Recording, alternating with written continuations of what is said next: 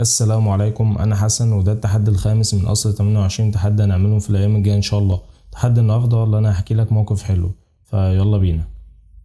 كان الكلام ده كان يوم الاثنين، كنت راجع من كورس ومروح على البيت، وتقريبا كده كان الساعة كانت 8 بالليل، وفي مكان ما انا بنزل ما بلاقيش مواصلات بعدها، وده لان ما بيبقاش في مواصلات بعد العشاء. فالمهم نزلت في المكان ده ومستني اي حد عشان اركب معاه، فلقيت واحد جاي بمكنه، وقبل ما انا اشاور له لقيته وقف لي وقال لي اركب معايا. فطبعا انا ركبت. كان راجل سمح كده وبدقنه وعسول قوي، ففضلنا نتكلم واحنا ماشيين، وقال لي انت منين؟ قلت له البلد بتاعتي. وسألته حضرتك منين؟ قال لي البلد بتاعته. وفضلنا نتكلم بقى. اول ما وصلنا البلد بتاعته وعديناها تقريبا ولسه هو ما وقفش. فالمهم استغربت يعني وسالته، قلت له مش حضرتك موجود في البلد دي؟ قال لي اه. قلت له طب حضرتك ما وقفش ليه؟ انت رايح تجيب حاجه يعني من مكان؟ قال لي لا انا رايح اوديك. وديني؟ قلت له لا والله العظيم ابدا ما يحصل، والله نزلني انا بس هنا وانا هتصرف، اشوف اي حد معدي هركب معاه، بس والله العظيم ما ينفع، نزلني بس. المهم حلف بالله وقال له والله العظيم ابدا ما يحصل، انا هوديك. وصمم فعلا ان هو يوديني. يعني سبحان الله، انا اصلا كنت واقف وما كنتش قادر خالص، وسبحان من سخر لي هذا الرجل. وبس كده، ده كان موقف حلو حصل ليا.